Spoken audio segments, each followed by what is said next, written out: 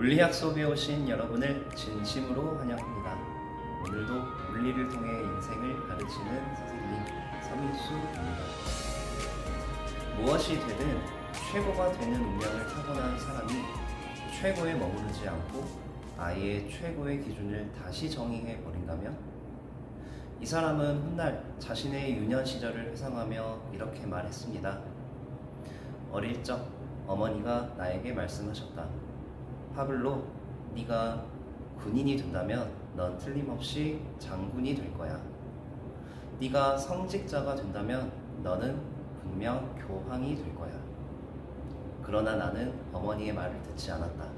나는 화가가 되었다. 그리고 피카소가 되었다.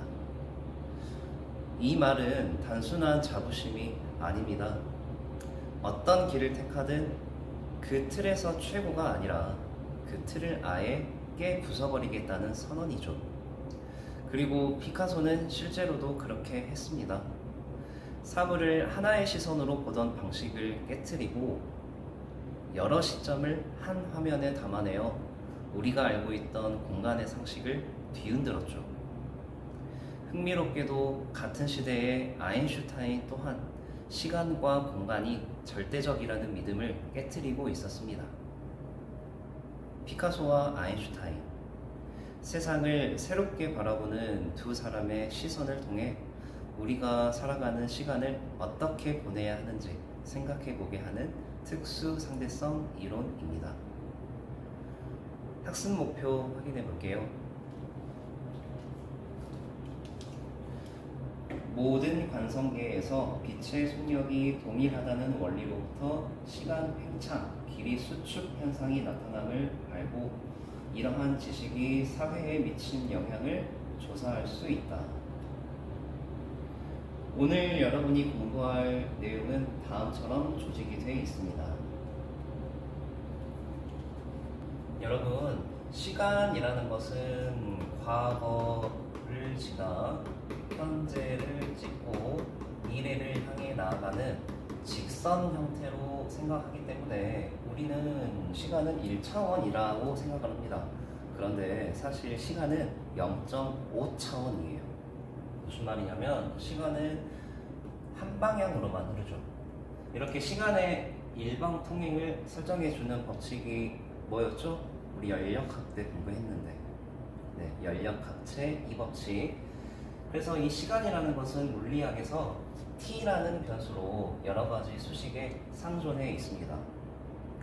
물체의 역학적인 현상을 설명하는 운동 에너지, 그리고 운동량, 이런 애들은 우리가 공부했었던 뉴턴 운동 법칙, 물체에 작용하는 힘과 그리고 물체에 작용하는 물체의 질량, 그리고 시간에 대한 정보가 물체의 가속도였잖아요. 그래서 이 F는 ma, 운동 법칙을 토대로 역학적 현상을 분석을 하기 때문에 만물의 운동을 기술하는 F는 ma가 어떤 하나의 기준이 될 수 있겠다는 것을 연상할 수 있겠네요.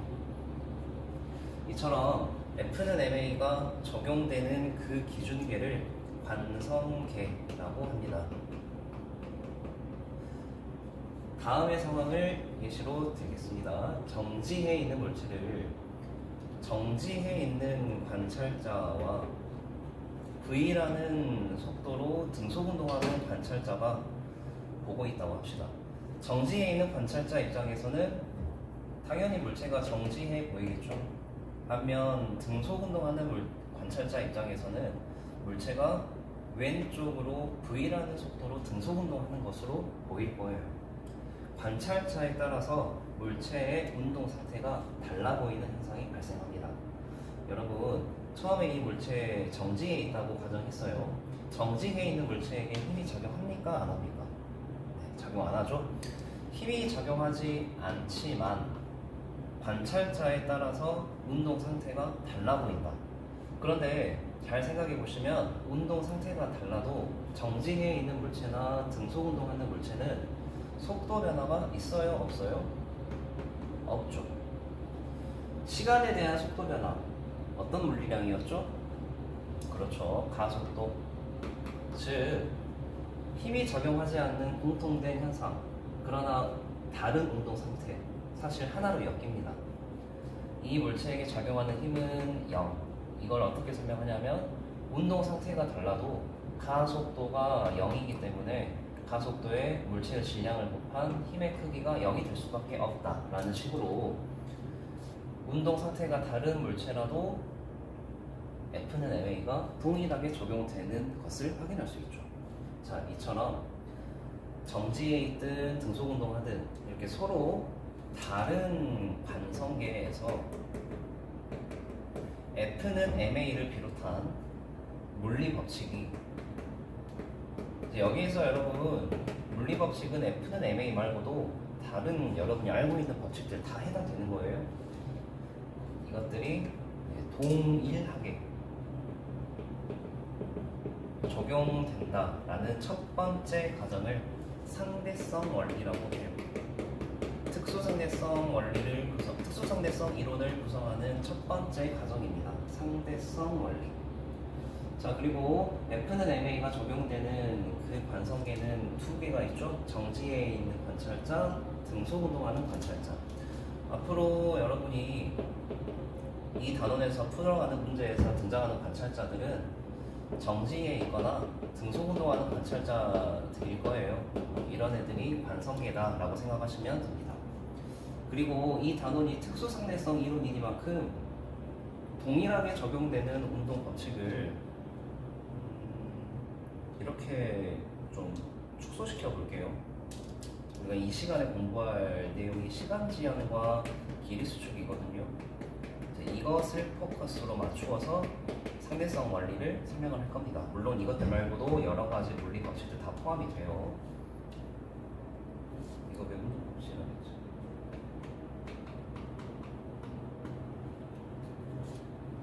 네, 상대성 원리 했고요. 이제 다음 두 번째 가정을 위한 상황을 보겠습니다.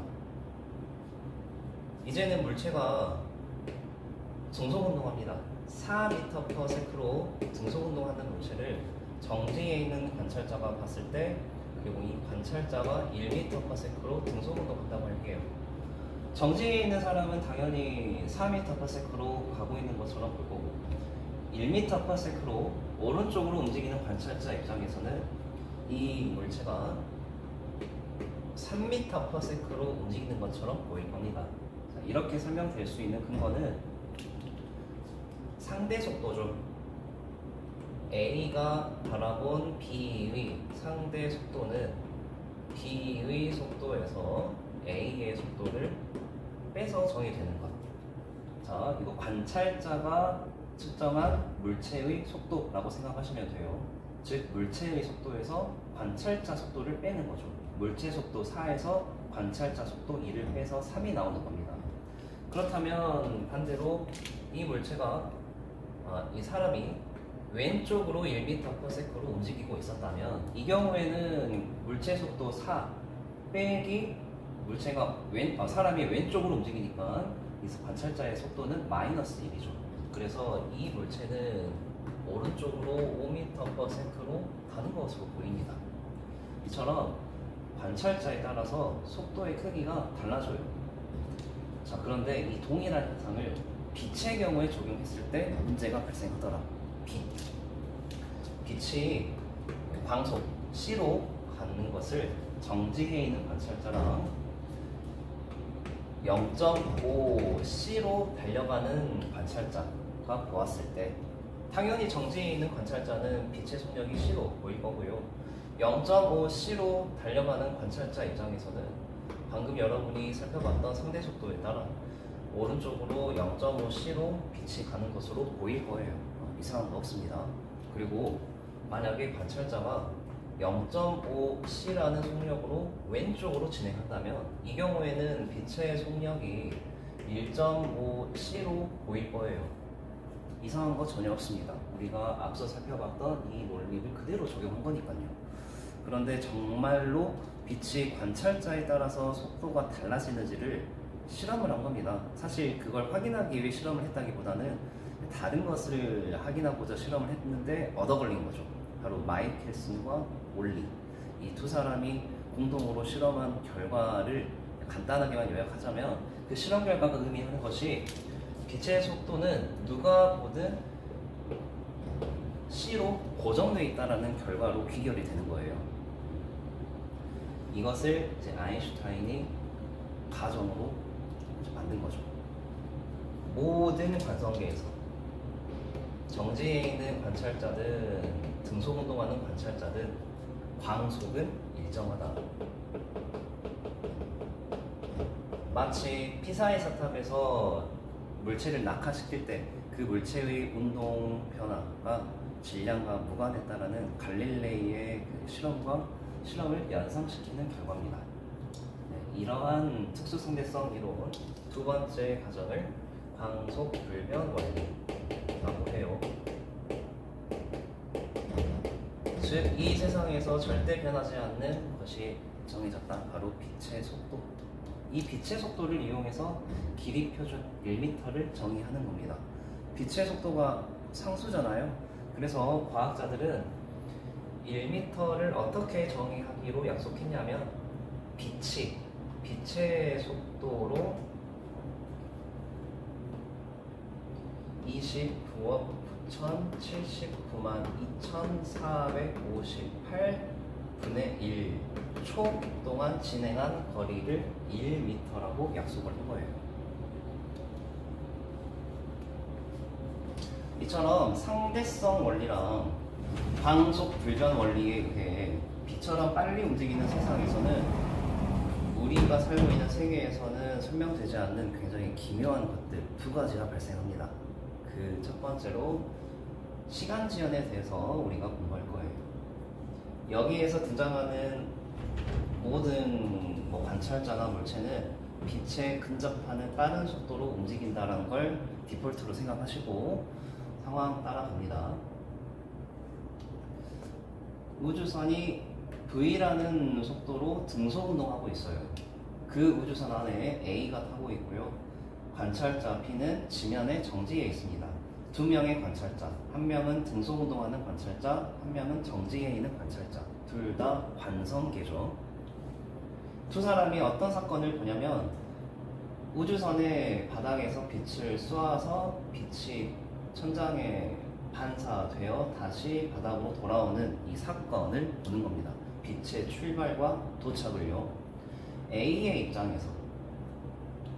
입장에서는 V로 운동하는 우주선 안에 타고 있기 때문에 A 입장에선 여기에 있는 우주선 안에 있는 모든 것들이 정지해 있겠죠. 여러분이 달려가는 자동차 안에 타 있을 때 자동차 옆에 있는 운전자 그리고 물건들 다 가만히 있는 것처럼 보이잖아요. 이 사람 입장에서는 빛이 바닥에서 출발하여 그대로 직진하여 천장 찍고 그대로 오던 길 반복해서 바닥으로 돌아가는 경로로 봅니다. 우주선의 세로 길이를 L이라고 했을 때 A가 보는 빛의 진행 경로는 EL이에요. 이 진행 경로를 빛의 속력으로 나누는 값이 빛이 출발해서 도착할 때까지 걸린 시간이겠죠. 똑같은 사건을 이제 지면에 정지해 있는 관찰자 B가 봅니다. 자, B의 입장에서는 우주선이 움직여요. 그러면 우주선 안에 있는 빛을 쏘는 광원과 천장의 거울도 함께 움직이는 거죠. B 입장에서는 우주선에 딸려있는 천장이 움직이다 보니까 천장이 움직이는 걸 고려해서 빛이 쏘아지는 동시에 이렇게 대각선으로 빛이 진행을 해야만 해요. 어쨌든 다시 돌아오려면 천장에 빛이 가야 되니까. 그리고 빛이 출발해서 도착하는 사건은 당연히 똑같이 보여야 될 거 아니에요. 그런데 B 입장에선 천장이 움직이다 보니 그 천장 따라 거울도 움직이고 빛이 출발되면 거울로 가야 돼서 대각선 경로로 진행을 할 거다. 그리고 천장을 찍고 다시 바닥으로 돌아와야 되는데 이 바닥도 여전히 움직이고 있잖아요. 오른쪽으로. 그래서 바닥까지 빛이 진행한 거리도 대각선 경로. 딱 봐도 하얀색 L보다는 훨씬 깁니다. B가 볼 때에는 빛의 진행 경로가 EL 프라임이에요. 이제 여기서 중요한 포인트는 빛의 속력입니다. 일반적으로는 움직이는 물체에서 움직이는 또 다른 물체의 속도는 이 지면에 정지 있는 사람 입장에서 볼 때는 변해야 돼요. 이것처럼요, 여러분.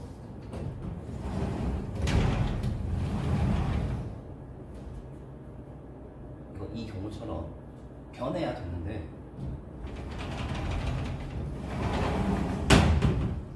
대상은 광속입니다. 광속. 여러분, 광속은 운동하든 정지하든 관성계가 어떻든지 간에 일정해요? 변해요? 그렇죠. 일정하죠. 이 사람이 볼 때 광속은 C로 일정하다. 따라서 B의 입장에서는 광속이 여전히 C. 어떻습니까? B 입장에서는 빛의 출발 도착 사건의 시간이 A와 비교했을 때 달라졌어요. 훨씬 시간 자체가 커졌죠. 시간 그 절대값 자체가. 이것을 2초라고 가정하고 이것을 3초라고 가정할게요. 시간의 절대값 자체가 확연히 달라졌습니다. 자, 이제 이거 어떤 걸 의미하는 거냐? 밑에 있는 이 수평선으로 설명을 할게요. 두 관찰자가 본 사건은 빛이 바닥을 출발해서 다시 바닥에 도착한 두 사건의 시간이에요. 그런데 A의 경우에는 2초가 걸렸습니다. 2초. 이렇게 2초가 걸린 거고, B의 경우에는 3초가 걸렸죠. 3초. 이렇게 3초. 여러분, B는 똑딱똑 가는 시간인데 A의 경우에는 똑딱 시간이 늘어졌죠. 그 시간의 단위를 1초라고 했을 때 그 1초의 시간 간격이 늘어났습니다. 늘어졌습니다. 그걸 우리는 시간이 느리게 간다라고 표현하는 거예요. 여러분, B의 입장에서 A가 움직이잖아요. B의 입장에서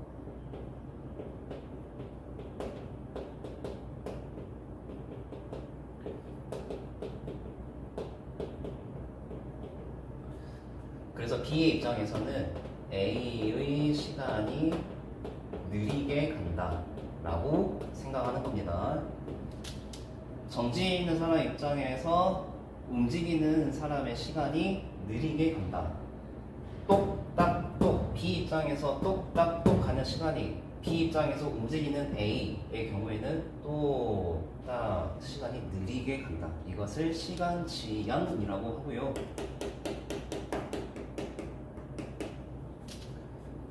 시간의 간격이 팽창했죠. 그래서 이거를 다른 교재에서는 시간 팽창이라고도 표현하니까 같이 알아두시도록.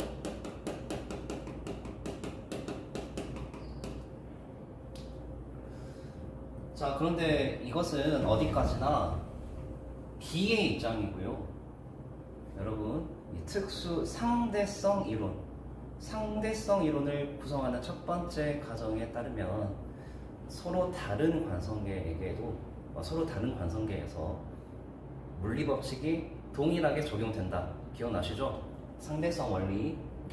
그 말은 우리는 B 관성계에서의 입장을 본 겁니다. 그럼 A 관성계에도 적용을 해야죠.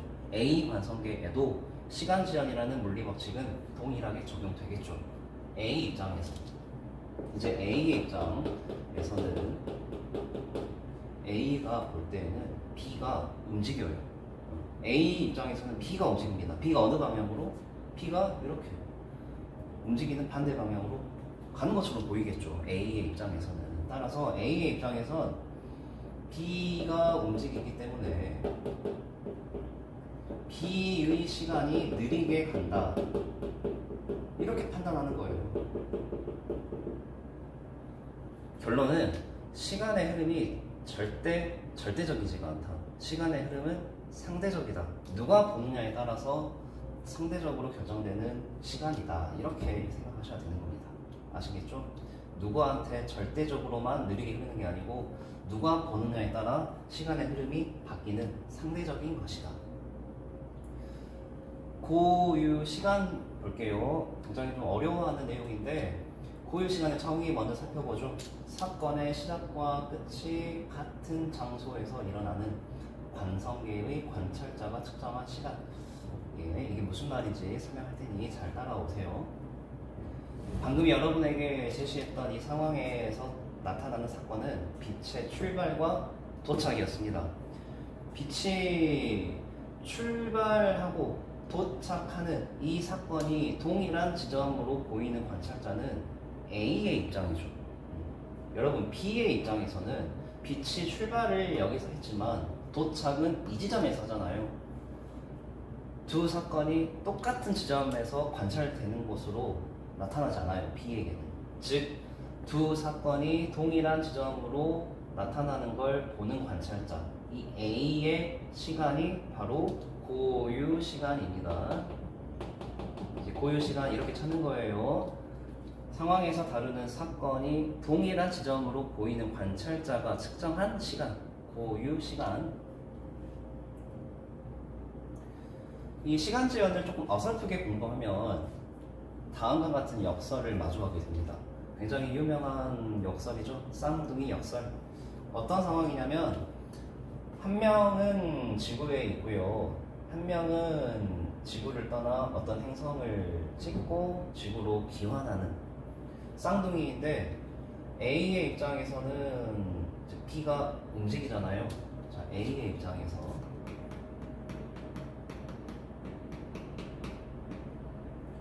B가 움직이기 때문에 누구의 시간이 느리게 갑니까? 그렇죠. 움직이는 B의 시간이 느리게 가죠. 그래서 B가 행성을 찍고 지구로 돌아오면 A의 입장에서는 B의 시간이 느리게 가니까 B의 나이가 어려 보인다 이렇게 생각하고요. 반대로 이제 B 입장, 상대성 특수 상대성 이론의 상대성 원리에 따라 이제 B 입장도 달라지겠죠. B의 입장에서는 A가 이렇게 왼쪽으로 이제 A가 움직이는 거다 보니까 A의 시간이 느리게 간다라고 판단하는 겁니다. 따라서 B는 A가 어려 보인다. A는 B가 어려 보인다. 서로 부합되지 않는 말들을 하고 있는 거예요. 이게 이제 역설이죠. 그런데 이 둘 중에 한 명만 맞는 말을 합니다. 한 명은 틀린 말이에요. 누가 틀린 말이냐? 자, 여러분 A는 분명히 지구의 정지에 있는 관찰자예요. B도 지구를 떠나서 다른 행성으로 가는 동안에는 등소운동을 하는 거 맞습니다. 그런데 얘가 지구로 돌아오는 거잖아요. 등소운동을 하다가 방향을 틀어서 지구로 돌아오는, 여러분 방향이 바뀌었네요. 이거 무슨 운동입니까? 이게 등소운동이라고 볼 수 있어요? 아니죠. 이거는 가속 운동을 한 거죠. 관찰자 B는 가속 운동을 하고 있기에 관찰자 B는 관성계라 말할 수 없습니다. 관성계가 아니기 때문에 우리가 방금 살펴본 시간지연, 이것은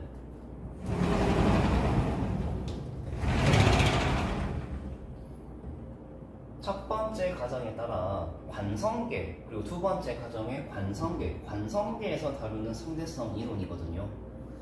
따라서 B 입장에서는 시간 지연이 발생하지 않습니다. 관성계가 아니기 때문에. 그래서 A가 맞는 말이에요. 실제로 이렇게 되면 A 입장에서 B가 어려 보입니다. B는 그대로고요. 이처럼 관성계에서만 적용되는 상대성 이론이기 때문에 특수 상대성 이론이라고 부르는 거예요. 관성계라는 특수한 상황에만 적용되는 이 현상들, 시간 지연, 길이 수축 있다 보니까. 네, 이렇게 시간 지연에 대해서 우리가 공부를 하면 타임머신을 떠올리기 쉽습니다. 이 특수 상대성 이론은 시간 여행에 대한 과학적 상상력을 자극했죠. 그런데 이 특수 상대성 이론은 시간의 흐름이 상대적임을 의미할 뿐 사건이 일어나는 원인과 그 결과의 순서, 인과율을 뒤바꾼다라는 것까지 의미하지는 않아요. 따라서 현재를 바로잡기 위해 과거로 되돌아간다는 이 영화의 설정은 그저 영화적 허용에 지날 뿐 현실에선 절대 일어나지 않습니다. 자, 그 다음에 실제로 시간 제한을 고려해서 사용하는 기술이 인공위성이에요. GPS 시스템. 인공위성이 지구 둘레를 시속 14,000으로 달려간다고 합니다. 엄청나게 빠른 속도죠. 그렇다 보니 지구 지표면에서의 시간과 인공위성의 시간이 차이가 생겨요. 자, 여러분, 인공위성이 움직이기 때문에 지구 지표면의 시간이 느리게 갑니까? 인공위성의 시간이 느리게 갑니까? 그렇죠. 인공위성의 시간이 느리게 가겠죠. 움직이는 대상의 시간이 느리게 가요. 얼마나 시간이 느리게 가냐면 7의 10-6승초, 7 마이크로 초만큼의 시간의 갭이 생깁니다. 우리가 생각하기에는 굉장히 작은 시간이라서 무시해도 되지 않느냐라고 하시겠지만 이거를 무시하면 GPS 시스템 오류나요. 그래서 그 시간 제한에 따른 보정을 해 주어야만 GPS 시스템에 차질 없이 진행이 된다라는 거 정리하시고, 시간 제한에 대해 공부했으니 이제 길이 수축 보겠습니다.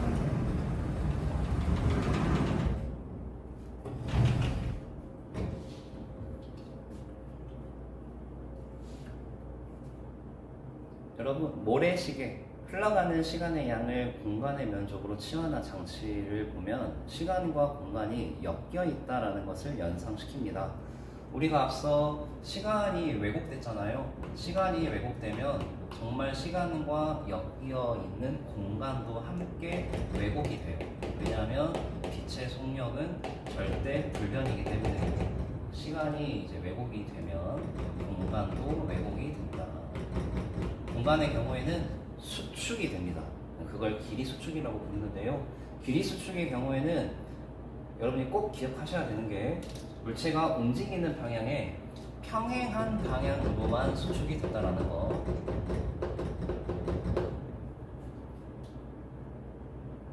절대 평행한 방향으로만 수축이 되지 평행한 그 수직한 방향으로의 길이가 변화하는 건 아닙니다. 헷갈리지 마시고요.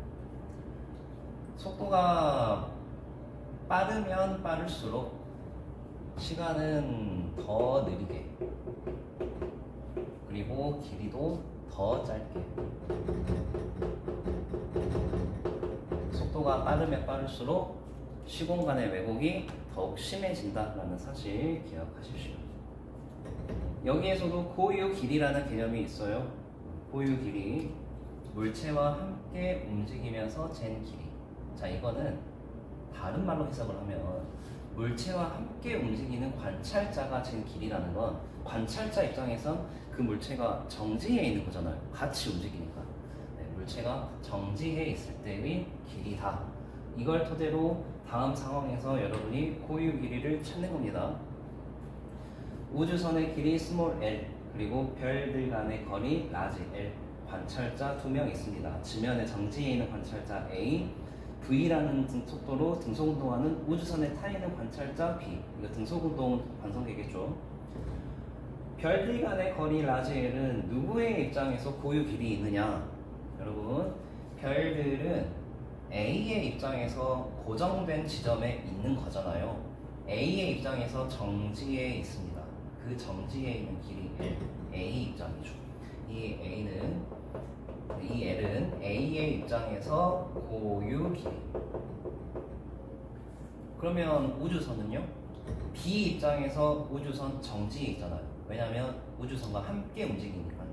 그래서 B 입장에서 정지에 있는 우주선의 길이 스몰 a, B 입장에서의 고유 길이입니다. 이제 수축되는 길이도 살펴볼게요. 여러분, A의 입장에서 우주선이 움직이잖아요. A의 입장에서 우주선이 움직이고 있으니까 이 움직이는 X축 방향으로 길이가 수축이 됩니다. 네, 이 L' 길이 수축, 이것은 A의 입장이고요. 여러분, B 입장에서는 별들이 움직여요. 별들이 왼쪽으로 V라는 속도로 움직이는 것으로 봐요. B는 따라서 별들이 움직이기 때문에 이 움직이는 방향으로 평행하게 수축이 이루어납니다. 그래서 이 라지 L 프라임은 B 입장에서의 수축 길이다. 이렇게 구분하시는 거예요.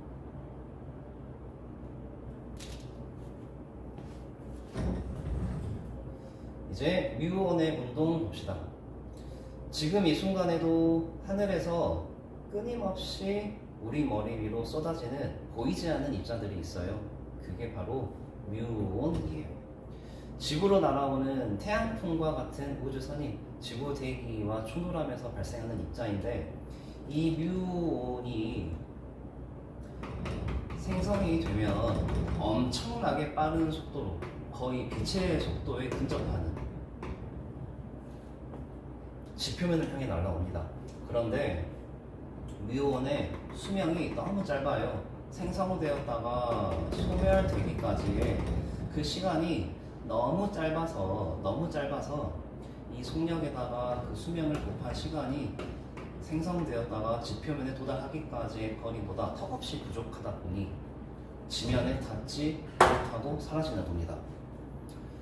그런데 실상은 지구 지표면에 뮤온이 엄청 많이 발견이 돼요. 그게 의미하는 것은 뮤온이 땅에 닿았다는 거죠. 이상합니다. 분명히 이 근거를 두면 뮤온은 땅에 안 닿아야 되거든요. 자, 그런데 여러분, 뮤온이 빛에 근접하는 빠른 속력으로 가고 있다는 것에 주안점을 두고 이것은 고전론적인 접근이 아닌 상대론적인 접근을 해야 한다는 걸 양상시켜야 됩니다. 뮤온이 땅에 닿는 이유를 두 명의 관찰자가 봐요. 정지해 있는 관찰자랑 왜인지는 모르겠지만 뮤온과 함께 0.99C로 움직이는 등속운동 관찰자가 보았을 때 지면에 닿는 이유를 다른 근거로 해석을 합니다. 이거를 여러분이 구별하셔야 되는 거예요. A의 입장 볼게요. 여러분, A의 입장에서는 뮤온이 움직이잖아요. 여러분, 움직이는 세상의 시간은 느리게 간다, 빨리 간다? 네, 느리게 간다. 시간이 늘어지기 때문에 뮤온의 수명이 엄청 늘어집니다. 뮤온의 수명이 이렇게 늘어지기 때문에 이 뮤온의 빠른 속도로도 충분히 지면에 닿을 수 있는 수평 거리가 나와요. 따라서 A 입장에서 뮤온이 땅에 닿는 이유를 시간 지연을 근거로 해석을 하는 거예요. 반면 B 입장에서는 여러분 B 입장에서는 땅이 0.99C라는 속도로 위로 움직이는 것으로 보입니다. 그러면 공간이 수축되겠죠. 공간이 수축이 되어서 이 뮤온의 짧은 수명으로도 충분히 땅에 닿을 수 있다라. B의 입장에서는 땅이 움직이기 때문에 공간이 수축되어서 충분히 이 짧은 수명으로도 땅에 닿을 수 있다. 다시 B 입장에서는 땅에 닿는 이유를 길이 수축으로 설명을 한다. 이렇게 구분하셔야 됩니다. 그러면 여기에서 고유 시간과 고유 길이도 찾아볼게요. 여러분, 고유 시간은 사건이 동일한 장소에서 보여지는 관찰자가 측정한 시간. 여기에서 등장하는 사건은 뮤온의 생성과 뮤온의 소멸이죠. 뮤온이 생성되고 소멸되는 것을 같은 장소에서 보는 관찰자는 뮤온과 함께 움직이는 관찰자겠죠. 그래서 고유 시간은 B가 측정한 뮤온의 수명,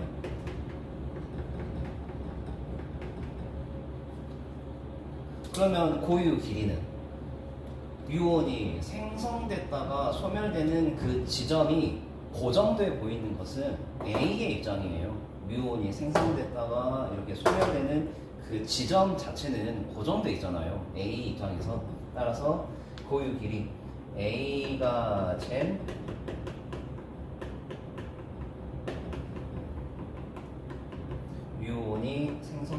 소멸되기까지의 거리, 이게 고유 길이입니다. 여러분, 미온은 자연이 선물한 투시도구이기도 합니다. 이 미온을 이용해서 과학자들이 피라미드 속 숨겨진 공간도 발견하고요, 화산의 깊은 내부 구조까지 관찰했대요. 머지않아 이 작은 입자가 백두산의 깊은 곳의 비밀까지 파헤치면서 달해를 멸망시킨 수수께끼를 알아낼지도 모릅니다. 오늘 공부한 내용 정리할게요.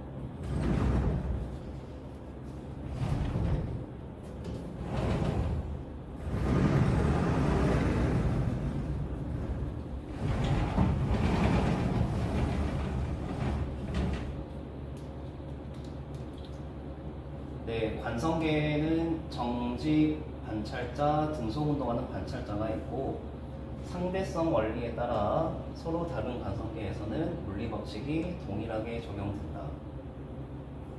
그 다음에 모든 관성계에서 광속은 불변이다. 광속 일정.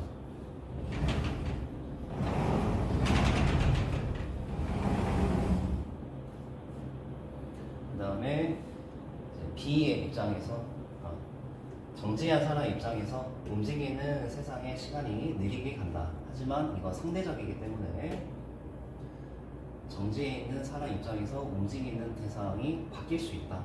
시간이 느리게 가는 것도 바뀔 수 있다는 거. 자, 그 다음에 고유 시간 정의를 토대로 여러분이 주어진 상황에서 누구의 시간이 고유 시간인지 구별할 수 있어야 되고요.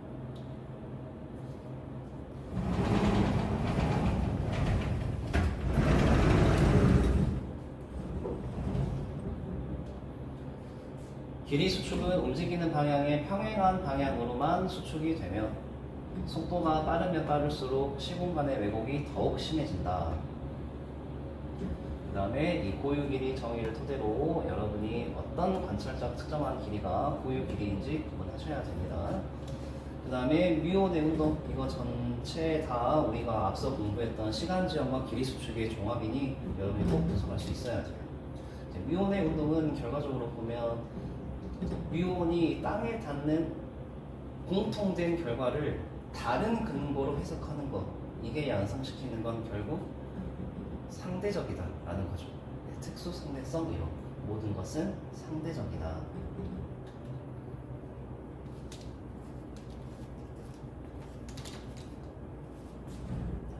시간과 공간의 상대성, 우리가 공부한 오늘 내용에 따르면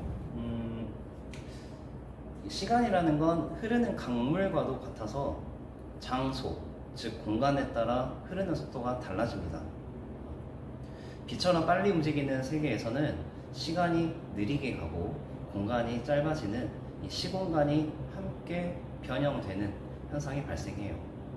다시 말해, 빛처럼 빨리 움직이는 세상에서는 시공간이 함께 엮여 있다 보니 우리가 흔히 사용하는 표현 시간을 달린다 라는 게 은유라기보다는 사실이지 않을까라는 생각을 하게 됩니다.